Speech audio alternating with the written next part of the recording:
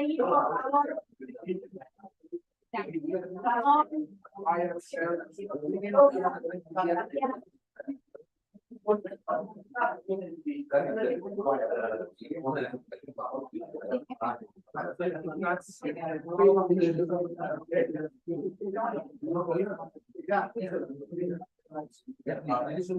Diego, por favor.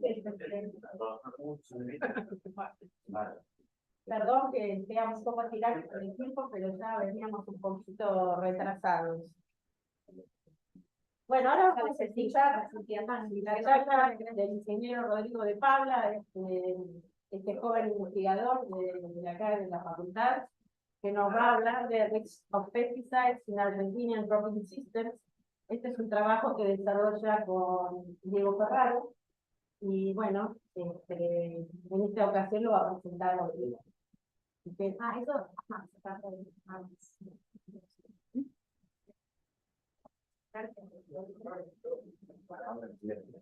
Good morning. Thank you for being here.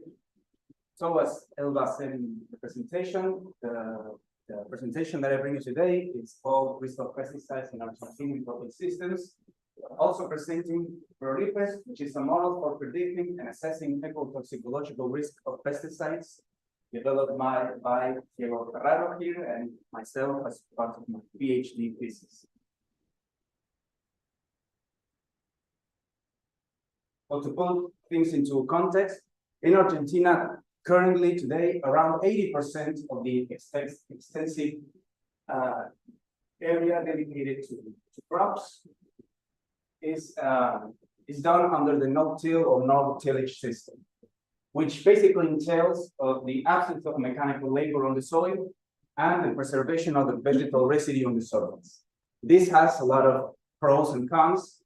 We can mention, for example, improvement in water balance in soils and water availability for crops in general, reduction of erosion. In the long term, it tends to increase the soil organic matter and other benefits, but it also has some downsides. For example, it affects the temperature of the soil surface, which affects or has potential to affect crop growth, crop development, and also the population dynamics of pests in general, diseases, weeds, and insect pests. But more importantly, it tends to also increase the dependence on fertilizers and chemical weed control. Chemical pest control in general, or more specifically, chemical weed control. So in the last years, we are seeing that farmers dedicated to extensive agriculture are increasingly adopting more they're diversifying their strategies to make weed population management. For example, crop rotation, service crops, also called cover crops, different types of tillage, managing sowing date, crop density, and others. But still, herbicides are the main tool used for weed control, at least so far.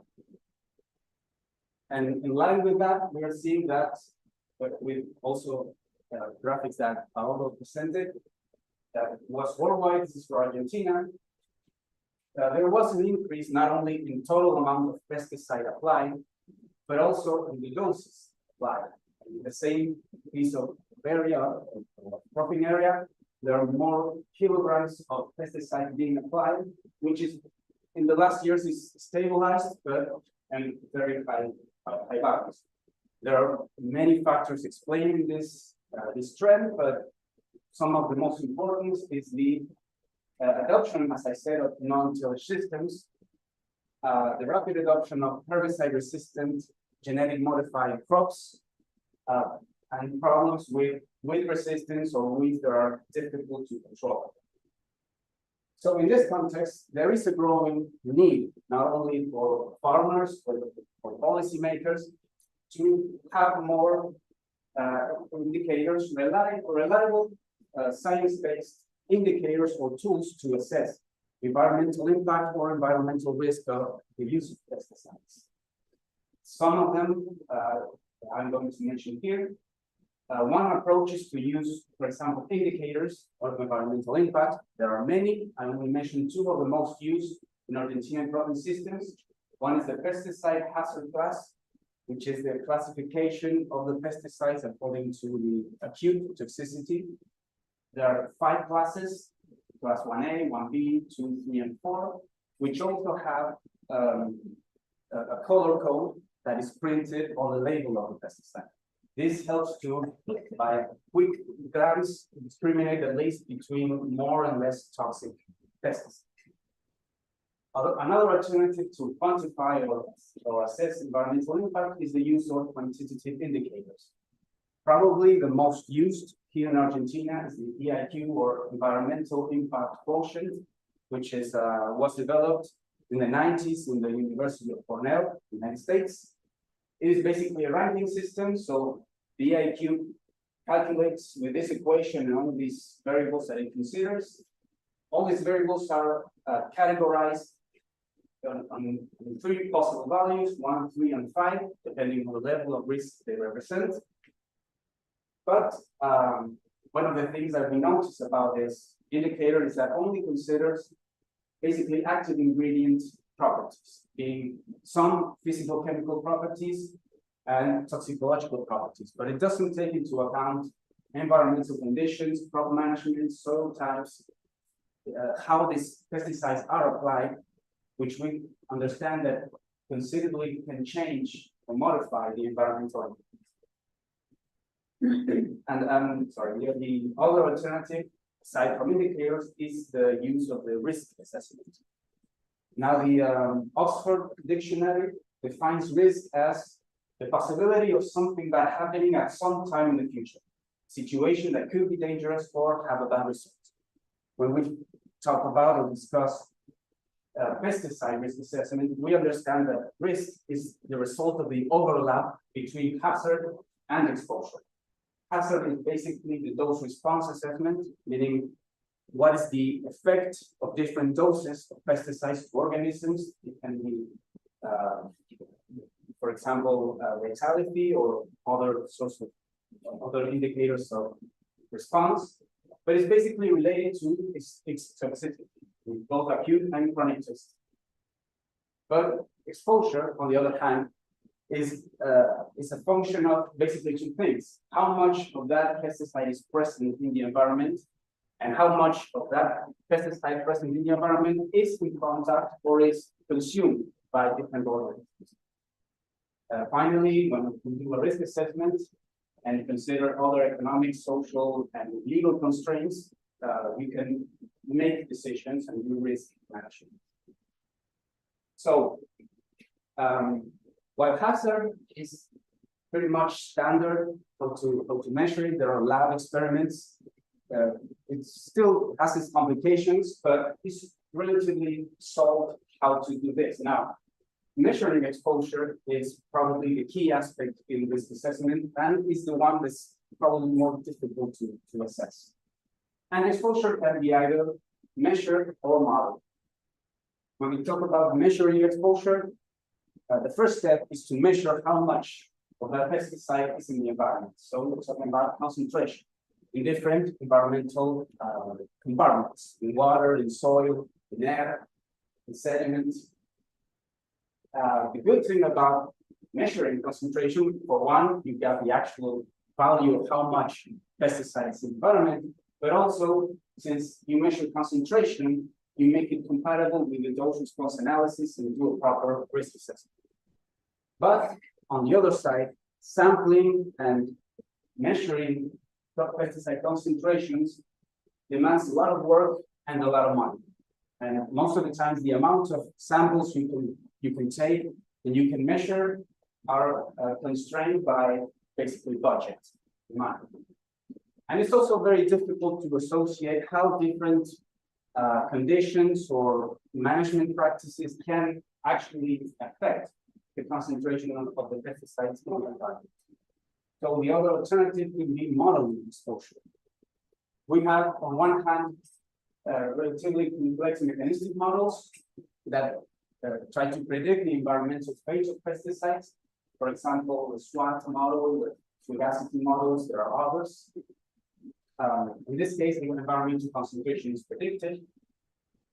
And you can base this model on mechanistic and empirical equations. But more often than not, the parameters and variables needed to run these models are very hard to measure or very hard to obtain. And also, it's sometimes by using these tools, it's very difficult to spot places when you can improve or you can change if you want to lower the environmental risk. So they're not usually adequate as decision-making tools. They're not used at farm level to make decisions. They're mostly used for research purposes. So there is another approach for modeling exposure, which could be, for example, modeling conditions that would lead to high or low level of exposure. This allows to, first of all, determine exposure in other units that can be other than environmental concentration. You can make more flexible models that not only include mechanistic and empirical knowledge, but also expert knowledge. And depending on how they are structured and due to more flexibility, they are usually more suitable for decision making. So in this context, we present you Proripes, which is freely available in our website. You have the link there. We're currently doing some modifications, so it's not fully functional, but you can still use it. And I'm not going to get into too much detail because of the time, but briefly, Proripes is an expert model based on a particular methodology of modeling, which is called fuzzy logic, which is a relatively simple type of artificial intelligence, and it simulates human reasoning, human thinking, but it briefly considers variables from all these categories. So you have weather variables, application technology variables, crop management, soil variables, and pesticide variables. All of these are integrated within the structure of the model to measure hazard, which for the model is basically acute toxicity on honeybees, mammals, and fish, and also measures exposure in a relative scale of from 0 to 1 by first modeling the intensity or relative intensity of different environmental processes that these pesticides are subjected to when they are released, like spray drift, volatilization, soil absorption, degradation in soil, runoff, leaching. And through the integration of these processes, we get sources of exposure, depending on their environmental compartment, like air, soil, surface water, and groundwater. Finally, combining hazard exposure, which also includes the quantity supplied on the field, we develop risk indices that are expressed in the scale from 0 to 1. So where do this model get all this information? The weather variables are obtained with the coupling of a weather forecast in real time, pretty much like the model that Diego presented. It's the same in that sense, which allows to forecast also the risk values. All the variables associated with how these products are applied and how these crops are managed with the crops on which you are applying the pesticide are inputs by the user, and the variables of the soil and the pesticide are preloaded in databases that we have constructed. So far, we have published and validated the processes that affect exposure in air, which in our model are spray drift and volatilization. And we are in the process of publishing and validating the other sources of exposure like soil, surface water, and groundwater.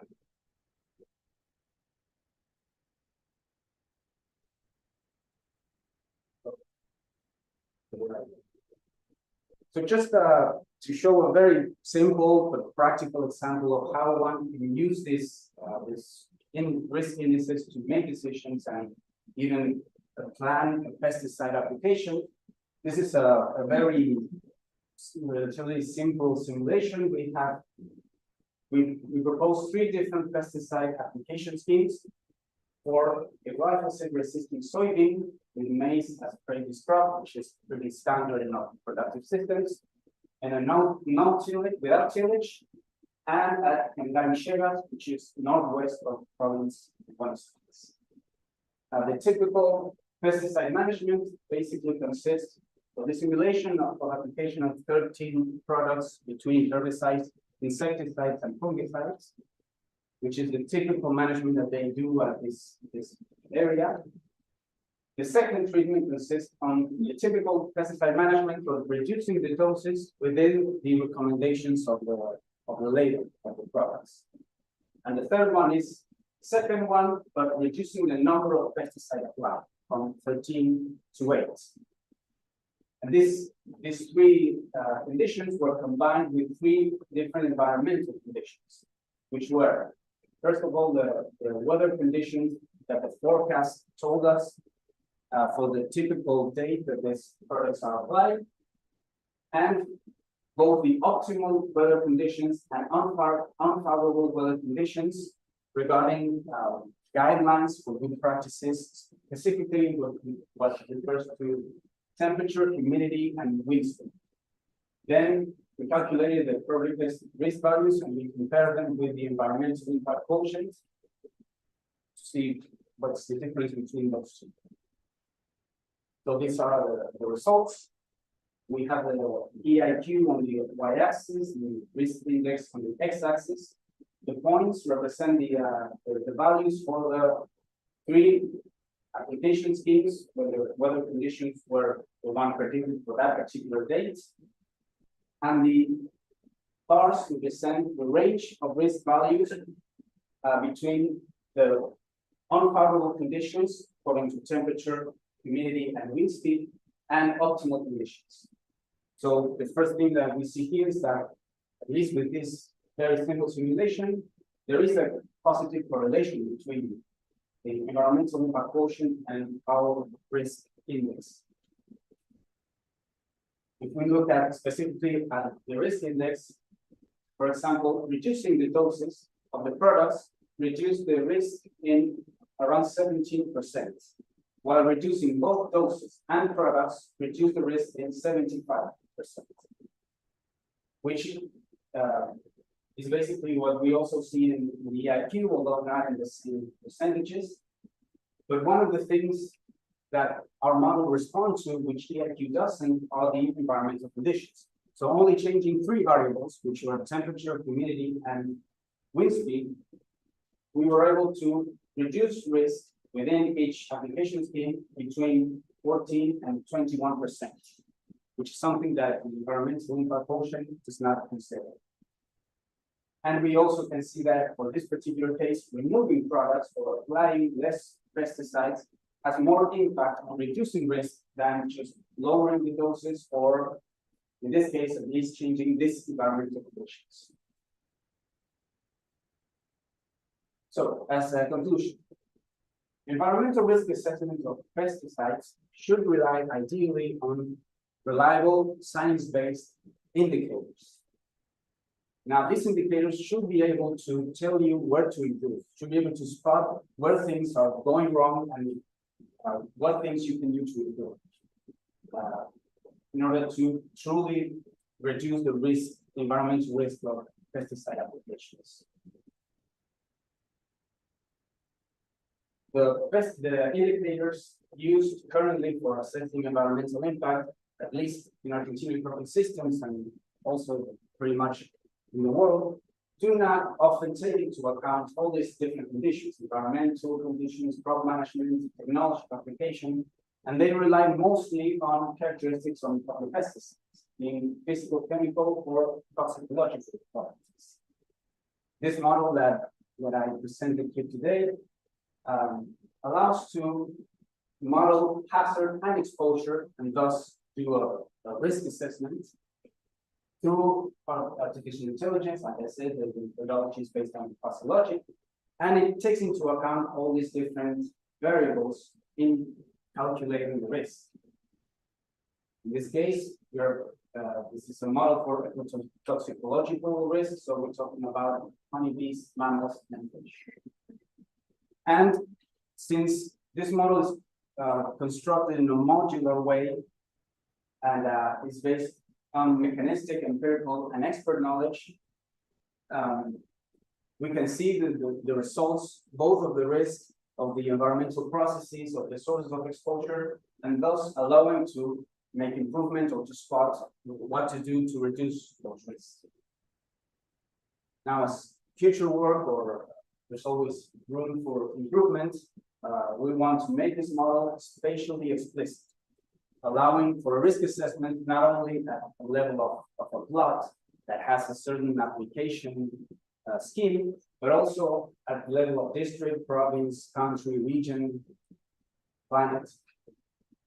We are constantly making changes to make it more easy to use, more friendly user, to make it easier for the results to be understood and communicated, with the goal that eventually could be adopted by not only farmers, but policymakers and general public that just want to learn what happens to the pesticides when they are released in the environment. Eventually, to make a proper sustainability assessment and environmental management, PRORIPEST provides at least one index, one additional index that you can use, but these have to be integrated with economic, social, other environmental, and agronomic indicators to do the proper assessment. One should not rely only on one indicator. And the model is on the process of constant revision and updating to incorporate discoveries, new knowledge, new regulations, or guidelines, and another more new, for example, criteria for risk assessment. That is.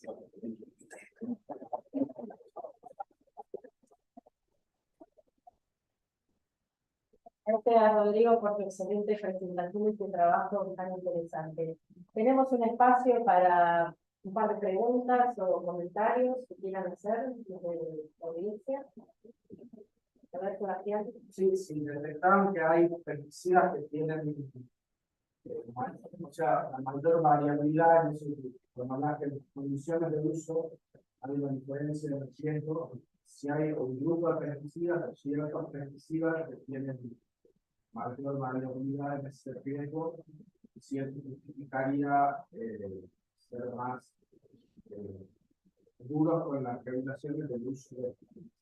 Sí, a ver, por ejemplo, un ejemplo puntual, los productos generalmente más volátiles están mucho más sujetos a las condiciones del ambiente. Entonces, un producto volátil uno lo activa con alta temperatura, baja humedad, todas las condiciones que favorecen volatilización, puedes aumentar mucho más la presencia del aire, por ejemplo, la exposición por el aire, mientras que por ahí hay productos que son mucho más recalcitrantes, tienen mucha más persistencia, por ejemplo, en el suelo, y que la verdad que cambiar las condiciones por ahí hace que ese producto sea persistente sin importar. Ahora, ¿cuáles productos son? No sé, ahora PRORIPEST tiene cargado aproximadamente 300 productos que son los que más se usan, y estamos en un proceso de combinar todos los productos con todas las condiciones, y tiene tantas variables, es un proceso más complicado. Pero sí hay productos que tienen más variabilidad en función del ambiente y de otros productos.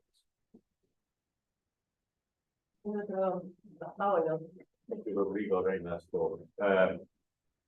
I was wondering whether in the phase of development of your model, you're thinking to take into account at a certain point what is currently kind of black box, the effect of so-called pesticide cocktail.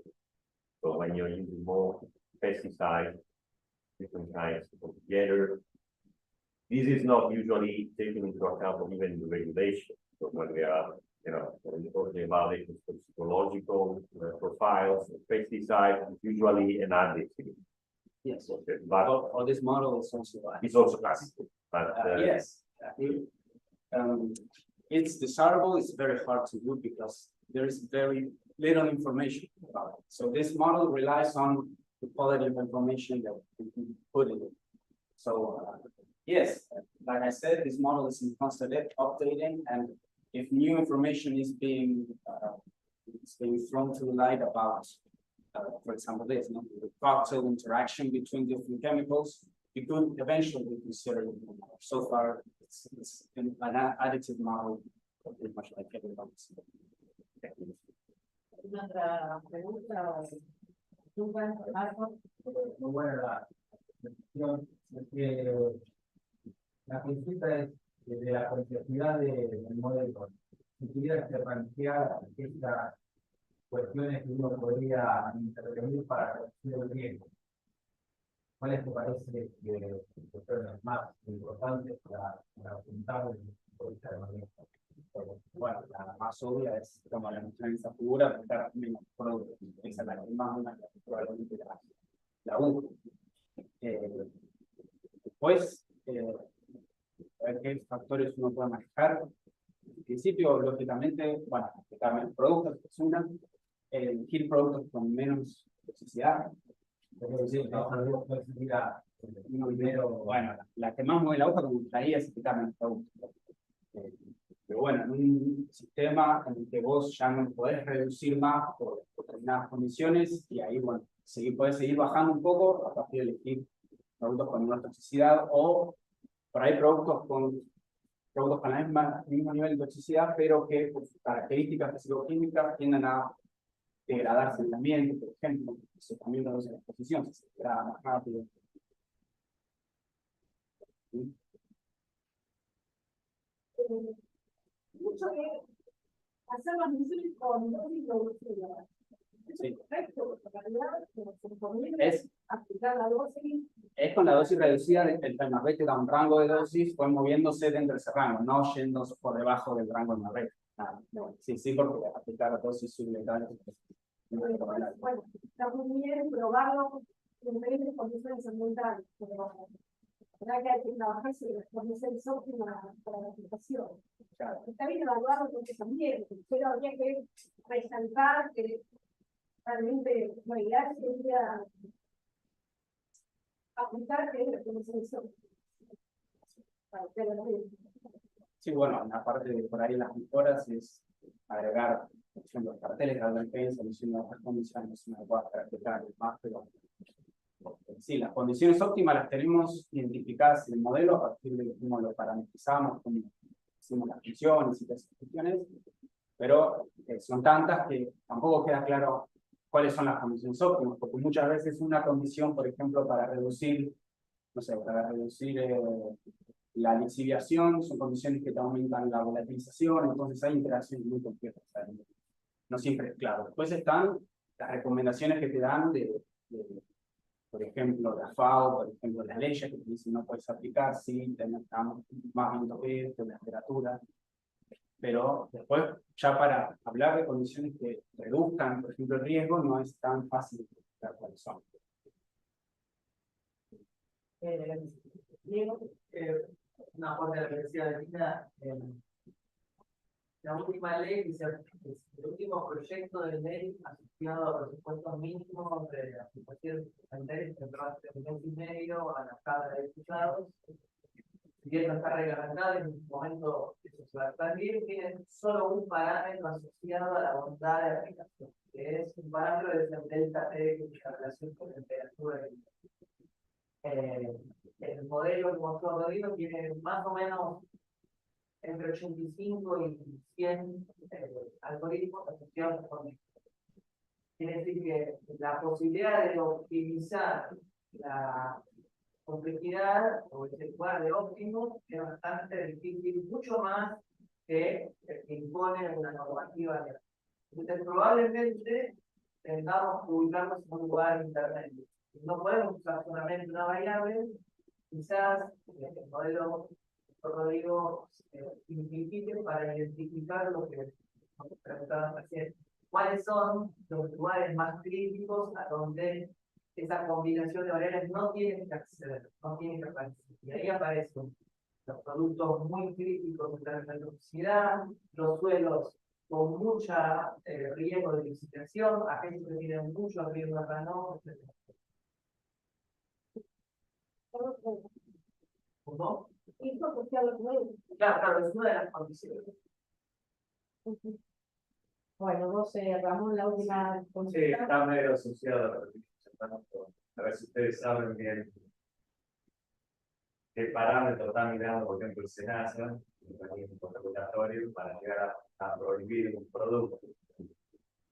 Está hablando del paraguas o de la tracina, en algún producto con riesgo de prohibición. Si ustedes saben, o sea, dónde está mirando el SENASA, para decir, ¿lo vamos a prohibir o no lo vamos a prohibir? Exactamente, no sé, yo viendo un poco los antecedentes, me parece que van por mirar persistencia en el ambiente, o sea, por ejemplo, vida media del suelo, volatilidad. Recientemente se prohibieron formulaciones 2,4-D, en base que eran volátiles, causaban fitotoxicidad en los cultivos de al lado. Pero bueno, no sé la magnitud de variables que miran para decidir si un producto lo prohíben. No sabría responder. Sí, pues eso ya se sabe. La volatilidad de los productos va a ser una cuestión más bien política, me parece. Tiene que ver con eso también, de dónde viene la demanda de la prohibición. Las últimas 3, 4 prohibiciones que hubo en la Argentina, una tiene que ver con fosforados para el mantenimiento de productos con cosecha, y eso apareció con una barrera europea acerca de la aparición de residuos. Entonces, bueno, Argentina está apareciendo también con una demanda social de innovación. Las prohibiciones de insecticidas claramente aparecen por estar en los rangos de necesidad mañana, por lo menos en Argentina no hay un protocolo claro, un guideline para ver qué productos vamos a sacar de la cartera. Sí, la vara no es ambiental, sino que es comercial. Tiene siempre atrás capaz una cuestión ambiental, ¿no? Paramétrica. Pero ¿qué luz se prende primero? Probablemente se prenda por esa demanda no es agronómica. Sí.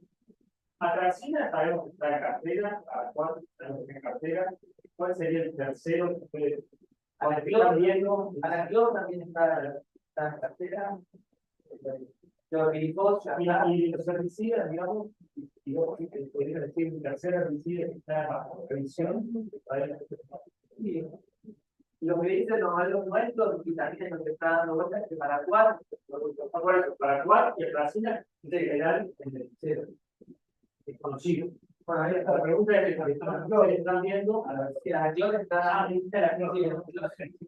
El color también tiene un IQ muy alto, en el dulce también está. Sí, en el nuestro da alto, en relativo en realidad da alto en la medida que no mires el efecto sobre el lote, porque es tan fuerte el efecto de dosis que todos los herbicidas que son a baja dosis no mueven la aguja, los insecticidas muy tóxicos que son a baja dosis tampoco, y todo lo que va para derecho con entre 1 litro y 2,5 litros es lo que mueve. Por eso, en el dulce no están. No tanto. Una última de Mariano. Estoy pensando en los modelos de conciencia de maleza que predicen los días, por eso puede tener pensado, que tenía futuro, ventana de continuidad para desarrollar ventana de bajo riesgo para aplicar esto. Sí, tal cual. De hecho, Estamos semana que viene que practicar todo aplicar de claro, estamos trabajando en integrar todos los desarrollos que tiene Diego, Diego Batla, y algunos más hay en la cátedra. Yo en mi tesis doctoral también estoy trabajando con dinámica de población de insectos, de plagas, agrícolas, con lo cual todo esto eventualmente se puede armar una herramienta en común que no solo permita predecir el riesgo ambiental de pesticidas, sino, por ejemplo, medidas de lo que llamamos eficiencia ambiental, o sea, con cuántas unidades de riesgo nosotros estamos logrando controlar una adversidad. Y bueno, eso tiene que ver también con... Pero Mariano, personalmente, Sí, pensando en eso. sí, así como está, lo compró Rodrigo, quisiera una ventana de 3 días. Porque funciona también con un sí. Claro, en vez de 7 días, como lo compró yo, 3, por la precisión de las áreas que estamos usando. Sí, claro que yo tengo para que, bueno, los videos, los celulares, creamos un laboratorio de movilización de sistemas de audio. Un poco más la idea de meter diferentes modelos y armar una como un website común donde esos modelos puedan interactuar para utilizar económicamente y ambientalmente la persona. Cada porcentaje del mapa ahí que te dice, Pero a eso es lo que sí, porque aparte vos teniendo el modelo de emergencia, modelo de riesgo, también puedes disminuir la dosis que necesitas, por ejemplo, de residual, si no sabes que el periodo crítico de control van a ser 10 días y como que la idea es poder integrar todo eso. Bueno, vamos a darle gracias a todas muchas inquietudes. Y nosotros por ahora tenemos que esperar una integración.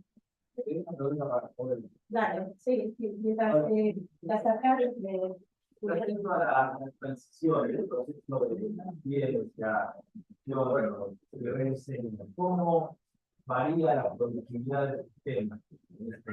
Well,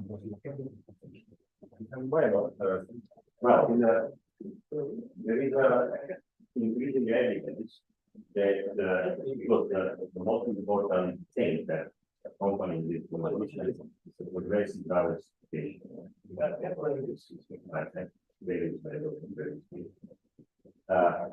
Contrary to what is commonly perceived, and what is also engraved in, for example, the European Common Agricultural Policy, it applies to farmers who are willing to find system based on the concept that, okay, you're increasing biodiversity, you're going to have a yield reduction, and therefore compensate for this. Now, very interesting. There are recent scientific evidence that are demonstrating that human potential. So there is a very interesting meta-analysis that I showed yesterday on animals, where they compare diversified versus non-diversified systems in the same areas. Looking at what is the effect of diversification on yield, and at the same time on the provision of different. Well, in 63% of the case, meaning 2/3 of the total, a diversified system increases yields and at the same time increases the provision of services like soil health, climate regulation. Right? So this is to show clearly that it is certainly not the recipe, standard recipe that we can apply everywhere. But there is huge potential for diversification to meet the demand of production, not just the other environment of service. So throughout the transition, if you can configure your diversified system in the optimal way, and this has inevitably to be seen on a big like this, you can not expect, should not expect to have a good account. This is obviously what most farmers feel like. Okay, is that more than this, I think they fear the complexity, right? Well, the idea might be interesting, but is it going to overly complicate my daily life? Well, whenever you diversify system, there is always some level of complexity there. So the challenge that we are facing when working with farmers right now is to find a minimum level of complexity that at the same time does not drive farmers crazy, and at the same time allows to achieve the environmental. That's good. This threshold would be variable in different contexts and different situations, but I think that should be an important approach to that. And there are good reasons and scientific evidence to think that this can be achieved. I will not leave that answer. Bueno, muchas gracias. Vamos ahora a darle lugar a Julián Oliva, que es ingeniero agrónomo de la Universidad Nacional de Córdoba, especialista en protección vegetal de la Universidad Católica de Córdoba, es docente de protección vegetal también de la misma universidad, dirige la especialidad en protección vegetal y además es asesor privado fundamentalmente de manejo de maleza. Así que bueno, adelante, Julián.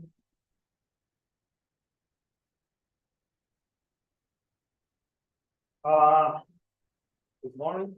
Thank you for the invitation. I'm not with a jet lag, but I fly this morning. Well, the topic is going to be on management, mitigate weed problems in Argentina. And I put this a crop consultant view because I am not an investigator. I perceive myself as an extensionist. I work with farmers. We do also some investigate, but at the farm level, right? I want to start with this graph. Every weed management talk farmers to advisors. This started this graph. This is the situation today with resistant weeds in Argentina. So the first one was here, was amaranth, and then the curve was flat by 10 years due to Roundup Ready soybean. We were on a Roundup Ready system using of just one herbicide. That system take us to this big increase of the curve, right? Now we are with 45 weeds with resistance, and we are on a rate of 3 to 4 new weeds with some kind of resistance every year. 2 years ago was report this first PPO resistance in Argentina with amaranth, and the story appears to be the same for the next year. So the question is, how do we flatten that curve, right? We know that just management based on herbicide is not going to flatten that curve. This is the area that is represented by each weed. Amaranth and Caniza leads the ranking, and the most area occupied by amaranth is in Córdoba. It's purple, it's from Córdoba, right? It's the province where I work.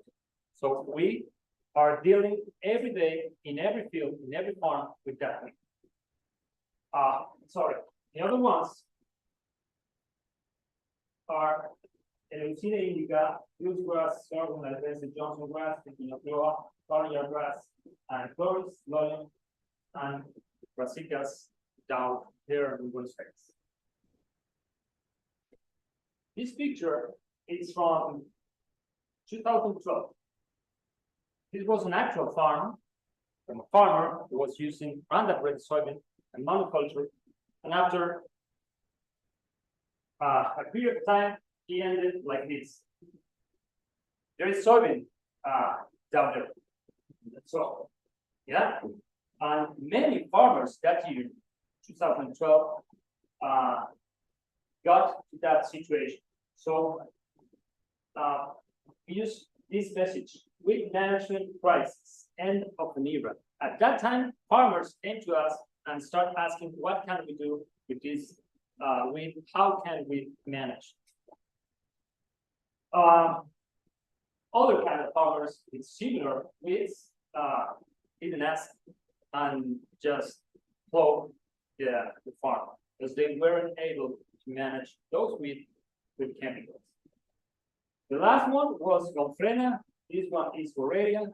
Both are not resistant weeds, they are tolerant weeds.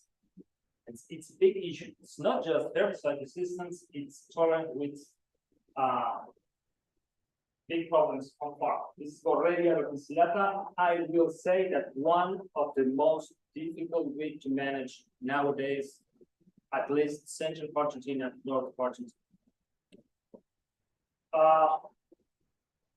I said previously that amaranth was in Córdoba.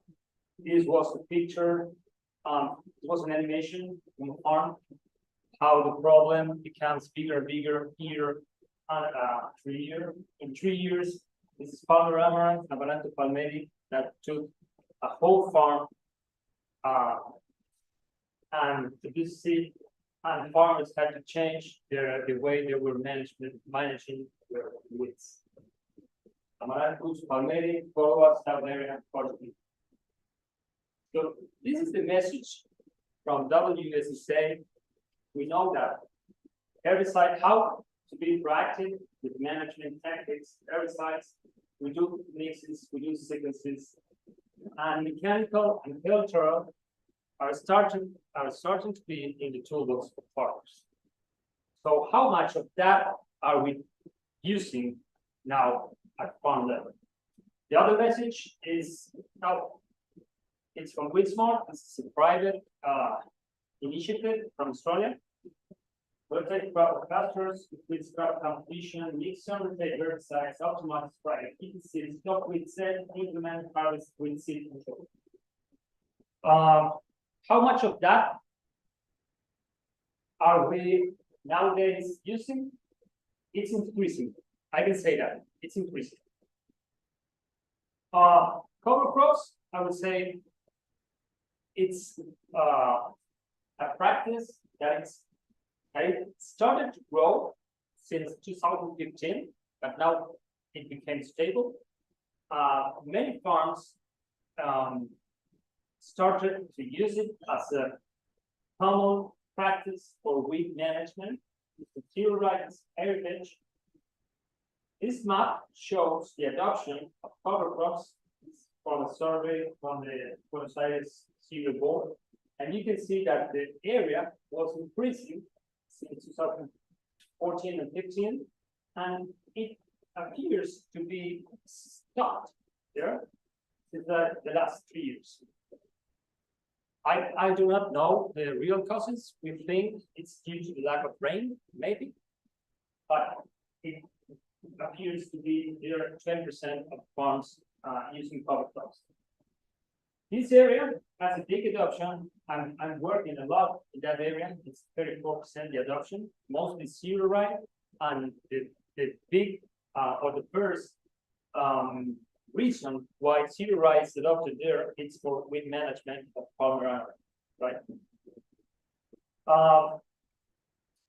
Which of the cover crops are adopted in Argentina? This survey is from APROSEED. It's a growers initiative, and airbage, it's 60% is the most adopted cover crop in Argentina, and the second one is zero right. So I would say that this occupied the most of the area of the real cover crops used by farmers. It depends on the area, it depends on the weed, but these are the two main cover crops used. We did some work in Córdoba, not just trying to look which cover crop fits. We tried to look which zero right was better for suppressing weeds. This trial was trying to see something on that. We have seen some information from the US. We think there is a big lack of information on this because farmers just choose zero right, but there is difference between zero rights in order to suppress weed. This is how a zero right looks in a farm. This is south of Córdoba, and it was sown with a plane. It's really normal for us to sow zero right using planes or terrestrial machines adapted for that specific purpose.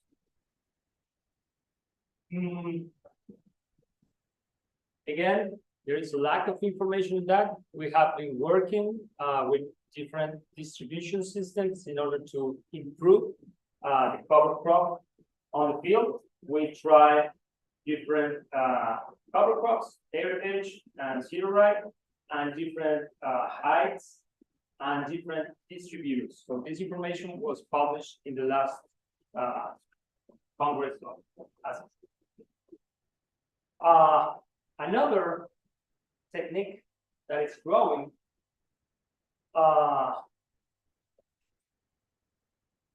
related to weed resistance is the use of mechanical aids. It's becoming more frequent and more frequent. Parte and also segmentation of rhizomes from Johnson grass and other this and Harrods, different suppliers. This one, this name, this is a commercial name. Is this and this kind of implement, and this was designed specific for managing weed issues. So it's not just one flow or just one disc that a grower took. It is designed for weed issues, and it is related to the demand of farmers of different tools for managing hard to kill weeds. We asked to the supplier how much of these implements were sold. The information that they gave us is 350 units sold in the last 3 years. So, and it's growing. So that tool, it's increasing. There is again, there is a lack of information on that. We do not know if it is affecting the soil. This is a specific tool created for managing weeds under no-till situation, right? So it doesn't remove or the soil, and it cuts the weeds under the soil. This is a picture of one area, the one that I told you, and it's really hard to kill. This kind of arrow really works on this, and it's being adopted. This is information comparing with past this implement, and this was a chemical follow. This picture was took 30 days after the treatment when the farmer was spraying paraquat to the whole farm. So it's really interesting to use this tool for managing weeds, and it's really challenging, and there is a big lack of information, but it's growing and it's being adopted. Another tool, it's this old message. I think it came from this university that it was cutting the rhizomes. So we are with a big lack of herbicide for managing Johnson grass, and so farmers start to ask, what else can we do? And the message is start cutting rhizomes. So this kind of tool is becoming more and more frequent in order to manage, again, Johnson grass due to the lack of herbicide, due to the weed resistance in that particular weed. This technology, it's starting. This is electrical rectification. Some experiments are starting to be on the field. There is no adoption still, but maybe in the future we will have some of that.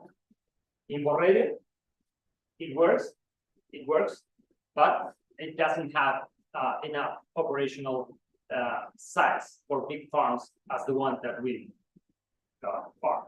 But of course, farmers advisors, we still rely on the technology, on the genetical technology, at least sulfonyl urea tolerant soybeans and other traits are still on the toolbox, and I think they're really useful. They're adding diversity, but using it properly.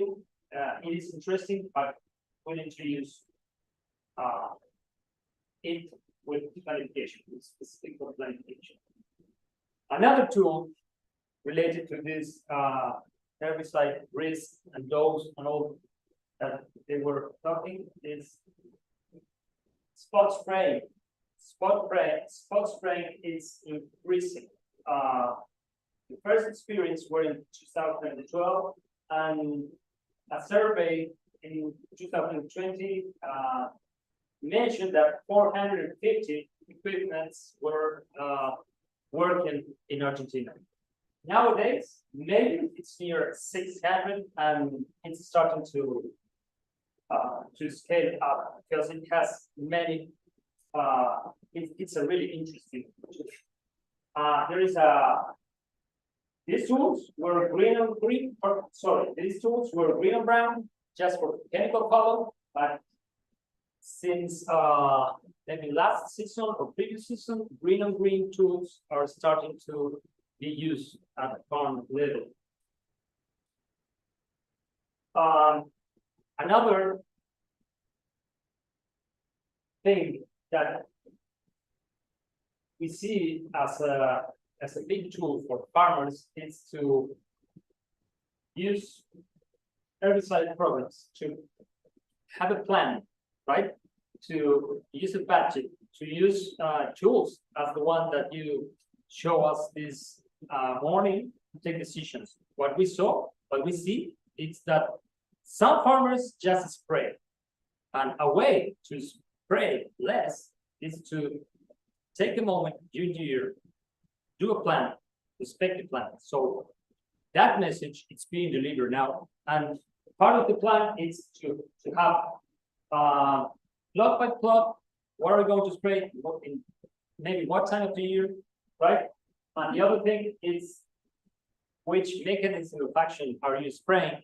Are you mixing it, right? So part of the message is to be more professional on the use of the chemicals that we spray in the farm.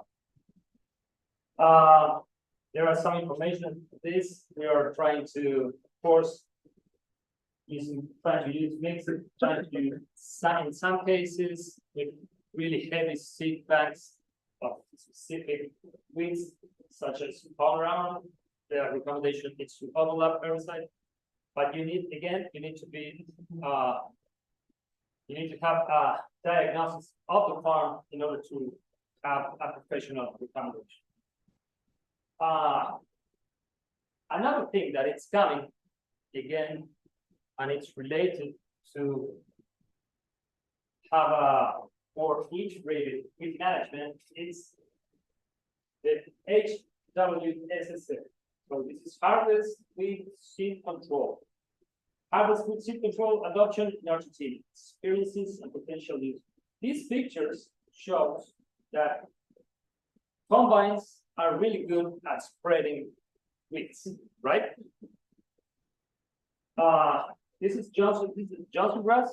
I tell you, the Johnson grass, right? So this soybean was harvested maybe in April. This picture was took maybe in November. You can see the tail.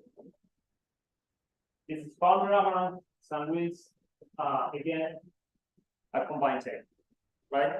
So Australia has been leading this technology. United States is starting to use it in a commercial way, and last year we were able to try some of this in Argentina. Previously to this technology, the message from our work group was clean combines. Same as you said, Professor. Clean the combines. There was a manual from INTA, and then it was translated to Portuguese to Brazil. So we know that weeds are spread by combines, that resistant weeds are spread by combines. And we think that this technology is going to add a lot in order to manage weed resistance in many areas. Not to every weed, but many of the weeds that we have on the field will be impacted by that technology. This is in Argentina. It was when we did this trial. This is the John Deere, and it has the mills attached to the combine tail. So every wheat seeds that is harvested by the combine goes to these mills, and these mills crashes, and the efficacy of that of those mills is really high, right? Well, here is some data that we presented here with this these mills on. There was an average of 65 with some values of 77 destruction with the mills in that particular trial. This is the picture of how the seeds are damaged when they pass through the mill.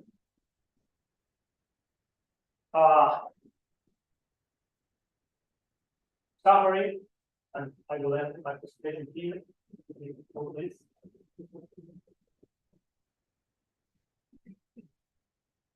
Good management is key for business. Growers know that. Adoption of free is no longer under discussion. Traits adoption, at least idle clear field, is on toolbox. Mechanical aids are growing adoption, that specific topic that I told you. Cover crops are on a stable area, maybe 20% at the country level. And professional weed management, it's back. That is what we see. There is a demand of mid-sized farms and big farms for professional to take the right decisions. So that's a big opportunity for us as agronomists to take to the field the precise message or tool. Last but not least, HWS steel, it's landing next farming season, and of course it's going to be a new tool to this.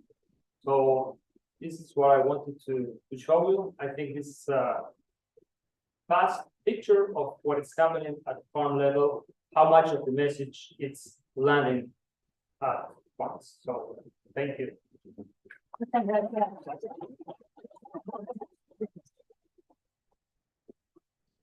Tenemos espacio, Mariana, ¿tenés una pregunta? La pregunta y el comentario. La pregunta, la estrategia para retrasar la aparición de la resistencia, mencionaste la construcción de refugios, el mantenimiento de refugios. Eso, digamos, ¿a qué se debe? Que no se parece que no funciona, que no se usa, que no se puede realizar superficie, información. No hay servicio.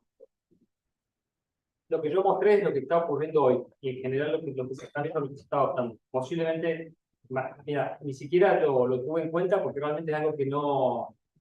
Posiblemente falta de información y falta de que el mensaje llegue a nosotros para que lo tengamos en cuenta y para que lo transmitamos. Sí, no digo que no funcione, seguramente falta de información y falta de que el mensaje llegue a quienes toman las decisiones. O hacer referencia a tener patches de convalescencia. Sí. El mensaje lo tenemos. Está bien, el mensaje lo tenemos, pero realmente no lo tenemos de top of the mind, right? No, yo no digo que funcione, ¿no? Pero es una estrategia que sí. para Voy a ser claro en eso, está en discusión en la zona, por lo menos agrícola, porque vos tenés gente que va por un lado del mensaje y gente que va por el otro lado del mensaje, que no dejar absolutamente nada.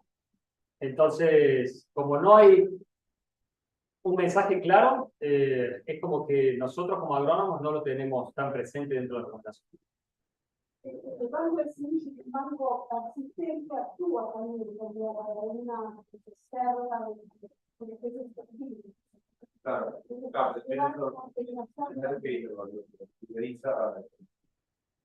muy bien. No, está perfecto.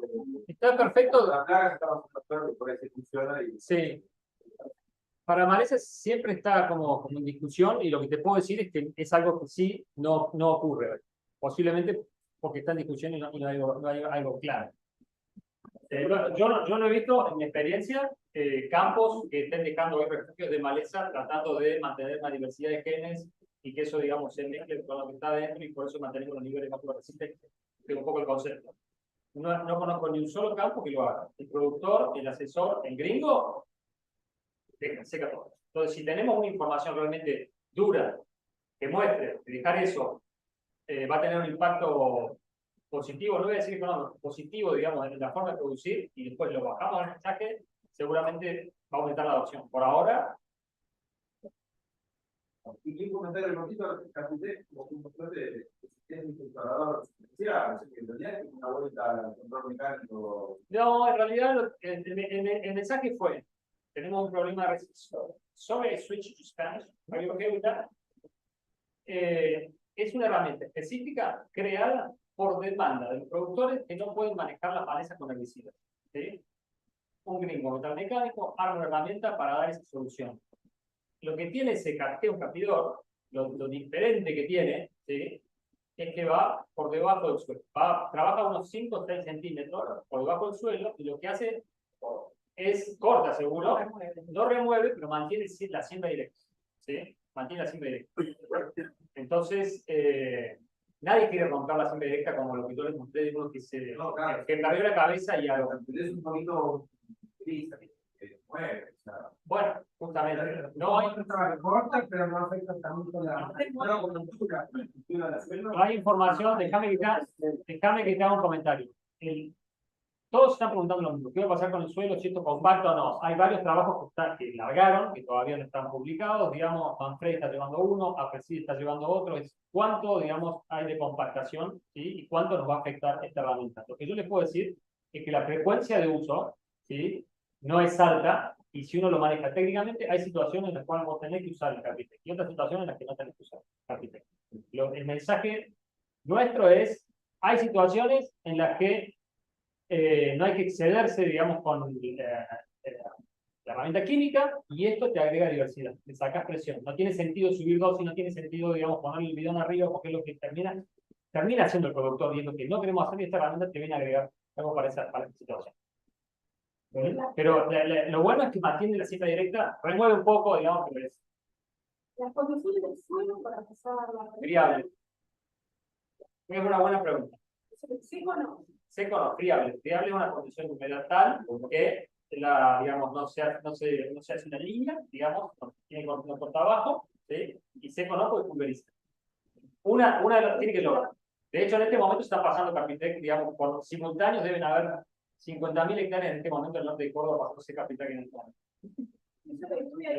Pregunta Manuel y Diego me llevó a hablar de una planta así y con la alta mucho mejor con el mejor. Sí, sí. Esa pequeña remoción es muy fácil. Entonces, hoy el productor quiere bajar. La pregunta del productor es cómo hago yo para bajar los herbicidas. ¿Sí? Y la realidad es que no es tanto por el impacto ambiental, algunos sí, ni por la resistencia, sino por un tema de, digamos, de manejo, bajar costos, quitar presión. ¿Sí? Esto agrega, le saca una pasada, el cultivo de cobertura le saca una pasada y al final tu sistema, digamos, tiene mucho menos impacto, digamos, si lo analizas con ustedes, digamos, si metió un Capitec, el cultivo de cobertura. El punto de cobertura también va a depender de las condiciones del año. El año y la zona. Sí, no es tan fácil la adopción. Claro. Sí, sí, depende de la ley. Pero un año seco, listo, no vas a Diego. Tengo una consulta en relación a si probaron el cultor de semillas en Loli. No. Porque al ser un banco transiente, el impacto que puede tener un semilla, una especie que tiene un banco transiente, es mucho más alto que una especie que tiene un ecosistema. Entonces, estaba pensando si habíamos probado cómo funcionaba. Por eso fue mi pregunta hace un rato por Amaranthus, vamos a ver cuánto. Te cuento una cosa. Con Amaranthus, nosotros cuando lo pasamos, volvimos en la primavera a ver cuánto había nacido. Y la reducción había sido del 90 al 95% de la emergencia. O sea que realmente, digamos, lo que estábamos atribuyendo ahí era todo, digamos, del año anterior, todo ese año. Por eso fue la pregunta, digamos, y realmente la eficiencia fue muy alta. En Lolium, en Argentina todavía no. Estamos tratando de coordinar una prueba para este trigo, esta campaña en el sur. A ver si Ramón nos da una mano, ahí después hablar un rato. No es fácil, digamos, operativamente lograr esta prueba, pero los australianos, digamos, lo usan en Lolium hace 15 años, y de hecho esta herramienta fue creada después de la crisis del Lolium en Australia como una herramienta no química para sobrellevar esa situación. Así que, de una, digamos, se va a usar el Lolium. Todavía no hay una prueba. Y otra pregunta. Bueno, hablaste nada de la promoción del suelo, disco, emisoras que la gente empieza a pasar el disco y empieza no a salir de la directa, pero a pasar un disco para lograr más. Entonces, está pasando. Mostré una rata, digamos, pero el mensaje y lo que se hace, no hay aradas. No hay aradas. Las únicas aradas son las que son subsuperficiales que mantienen la siembra directa por arriba. Siempre está el productor quiere mantener la siembra directa. De hecho, el productor que hace una arada, pongámosle más para este lado, posiblemente Pergamino, norte de Buenos Aires, yo, así pensando nada más, ¿no? Creo que está quemando todos los beneficios de la siembra directa por reducir en realidad el gasto en herbicidas de un año.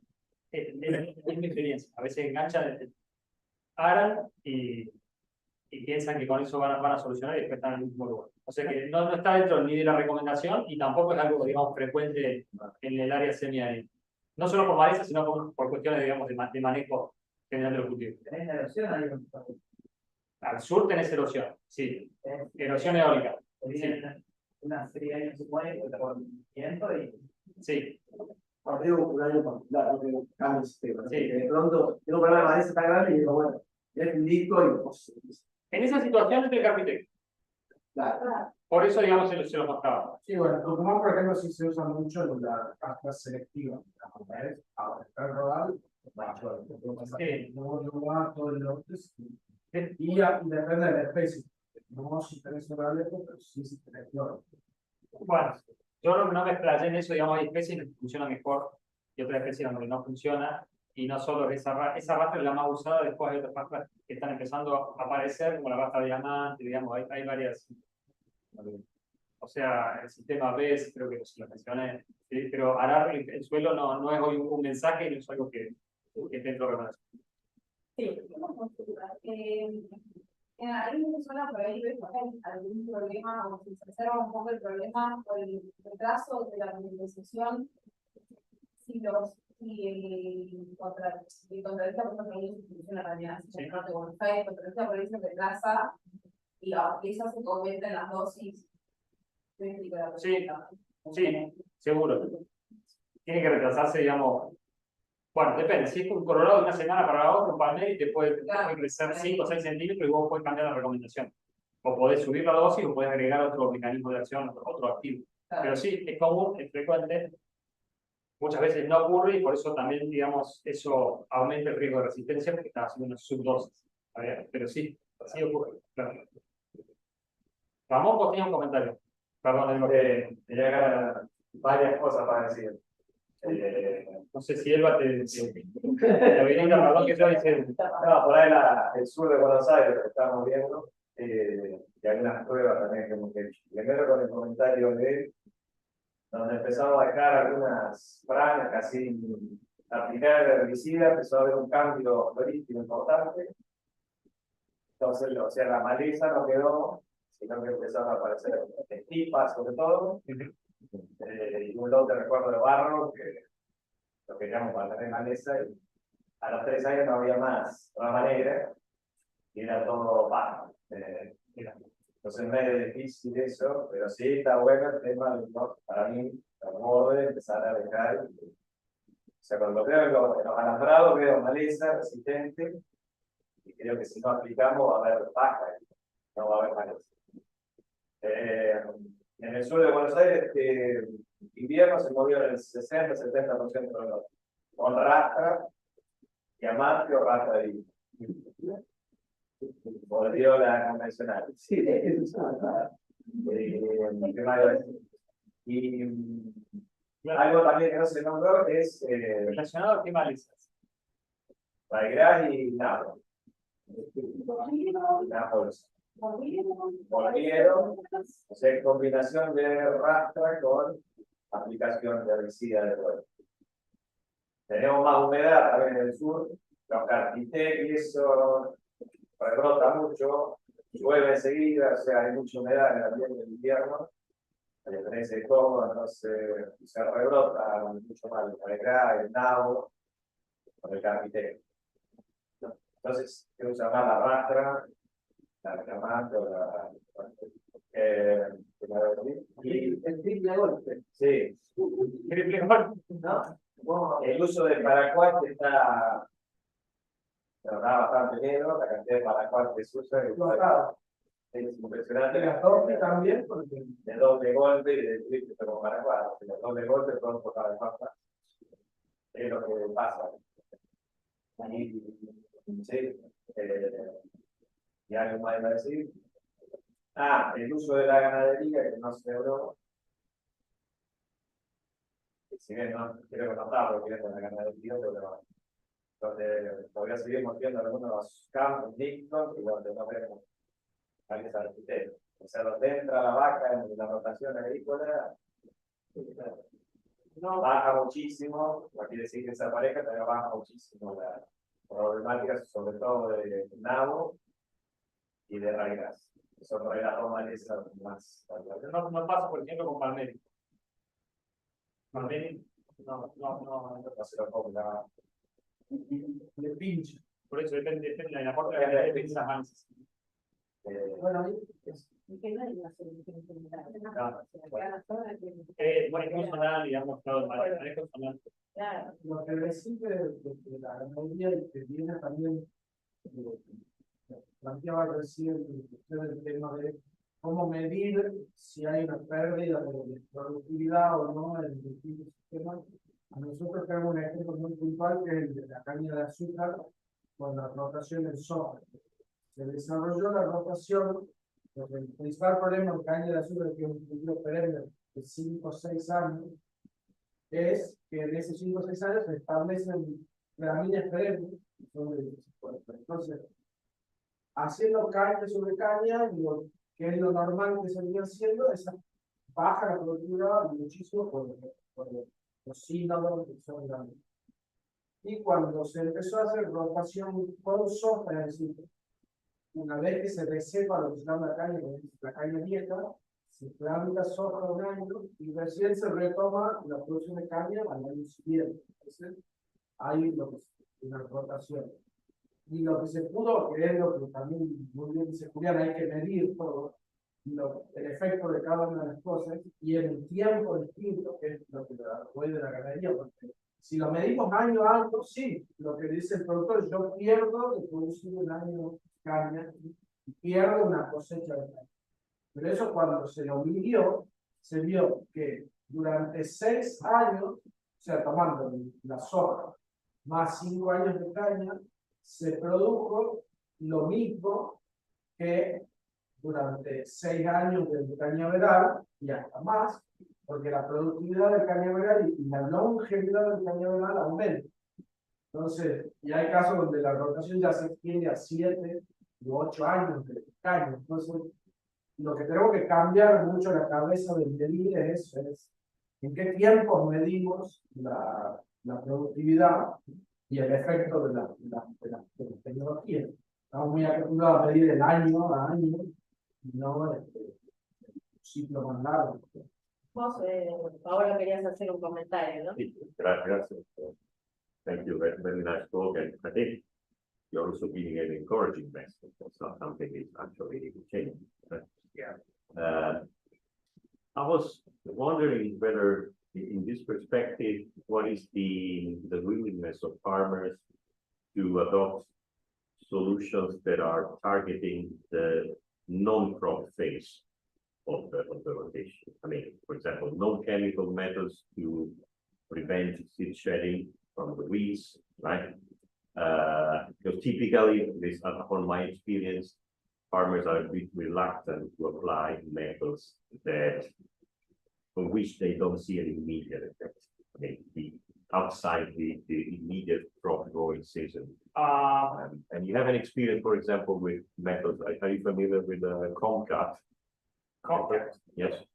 Comcat is a method that allows to, it's based on it's a mechanical method to cut the weeds that have escaped, for example, troll, Right. late in the growing season. So they're taller. Stop the seeds there. Yes, exactly.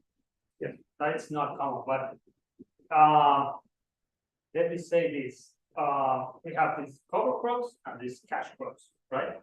So it depends on which kind of farmer you are working with, right? More than 70% of the land in Argentina is rented. So the business, it's really small. So that kind of business or farmer, it's really hard to convince to do a practice that is going to impact in the systems for the next 4 or 5 years. The rest, 35% of the owners, right, people who farm and own the land, they are more willing to adopt a mid or long view form of working systems. Many of these cover crops, this 20% that I was saying, I would say that maybe 90% of that 20 is on own land. So you really not for doing things that are not for the cash crop, it depends on the structure of the business. And here in Argentina, 70% of the land is rented. So it's a we need a bigger view in order to give a message on this. I don't know, maybe policies, government for this rented land in order to adopt more expensive practices for land. But yes, the people who do cover crops, they own the land. And people who also, for example, they do heritage and they use this road reaper that you were showing us, and some farms also are planting on green. So there are practices like that in Argentina, but really small people, really high tech, and people who own the land have a long view of the system. Yeah. Bueno, ¿alguna otra pregunta? Tenemos unos minutos si quieren de repente hacer algún comentario o alguna pregunta al resto de los oradores. O ya agotamos todas las dudas. Yo diría una para Julián. Julián, vos estás en el proceso de planificar, como contaste. Sí. Y la pregunta es, ¿qué tan permeable ves hacia el adoptante la inclusión de herramientas como las que transferimos hoy, los modelos, el uso de información climática, pero desde pensándolo como una herramienta que se cumple, así como el productor baja a Gurú y va a mirar si mañana llueve, ¿qué tan permeable lo ves a que cuando tiene que hacer su planificación de aplicación de un residual, mira el modelo que nos digo, a ver si hay un punto de la agencia o lo de Rodrigo en términos de que IFA o otro. Depende, opinión mía, ¿no? Depende del tipo de empresa.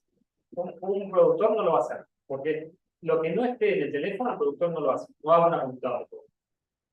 Eso entra solamente a través del asesor. Entonces ya tenés una limitante de tamaño, digamos, de unidad productiva. ¿Y vos lo harías? Sí, claro. De hecho, digamos, te lo preguntan. El tema es el tiempo.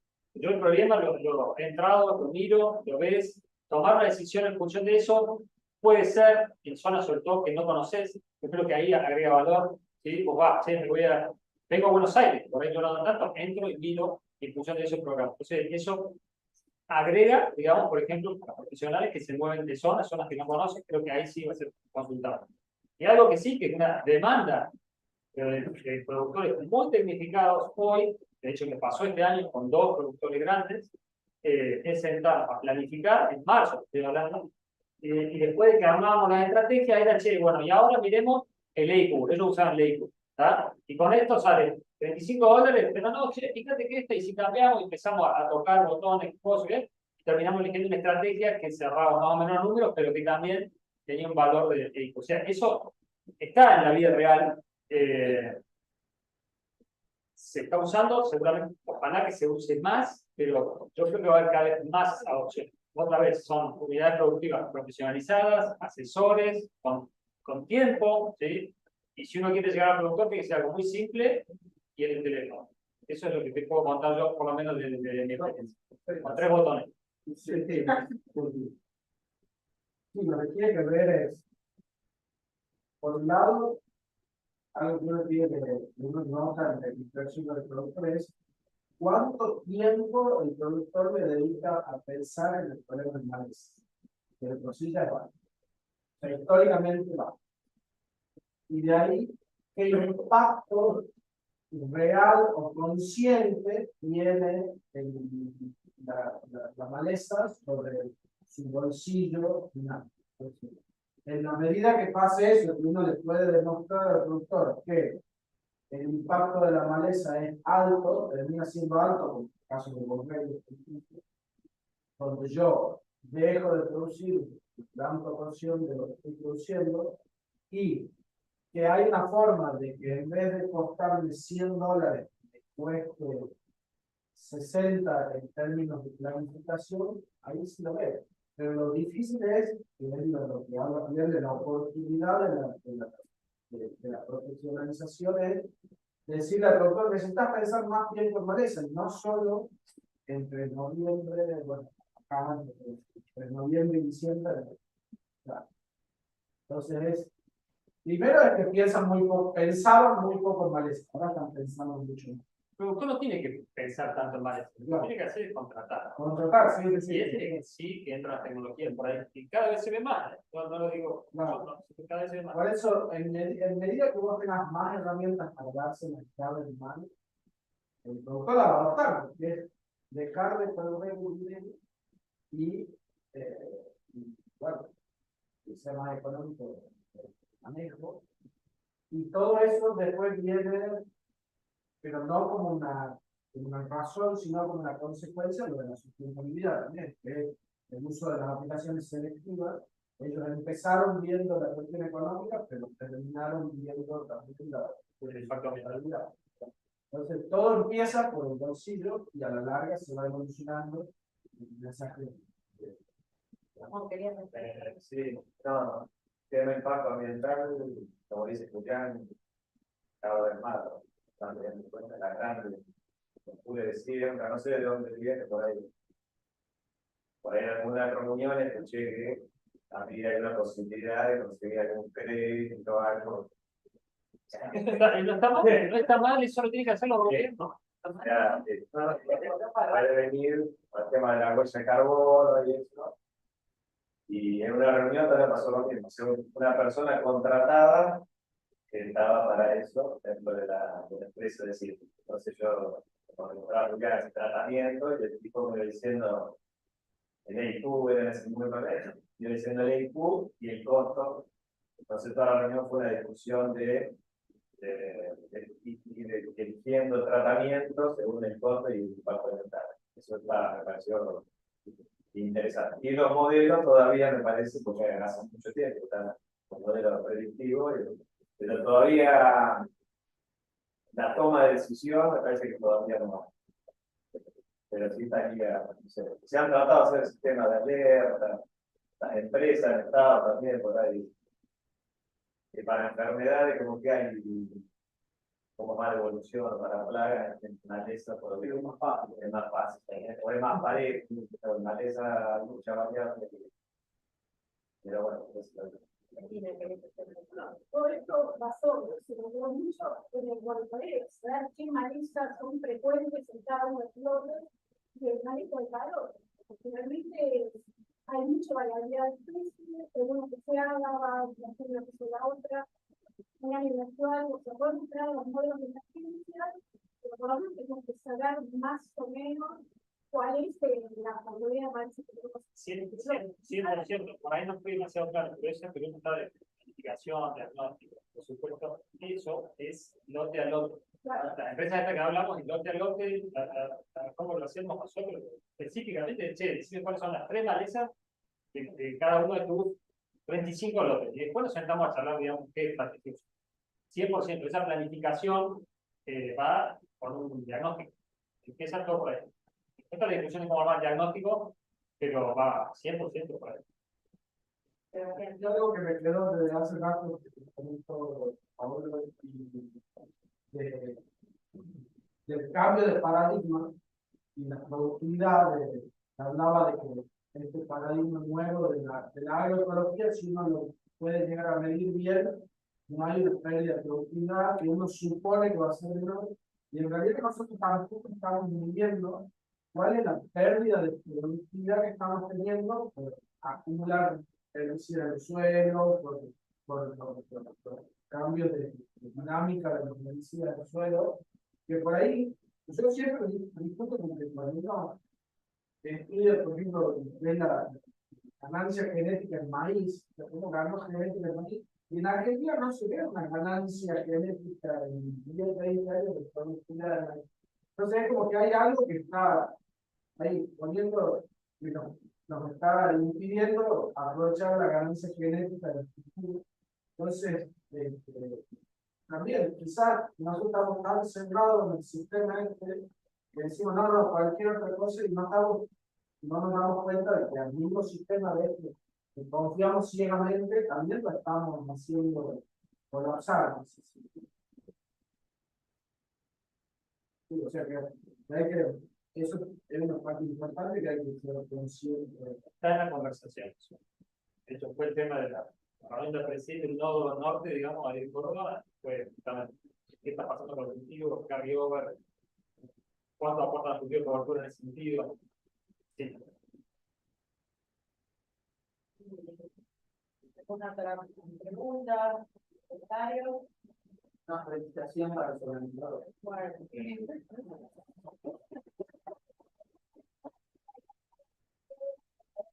algo por haber puesto los planes para poder comunicarnos en inglés, aprender, discutir. Ojalá que lo podamos repetir pronto. Y bueno, hoy a la tarde vamos a tener un espacio en la sala de consejo para charlar con Paolo, que a las 3 de la tarde. Así que gracias a todos, gracias por haber venido y gracias a los que ganan mensajes de China. Gracias, Paolo. Gracias.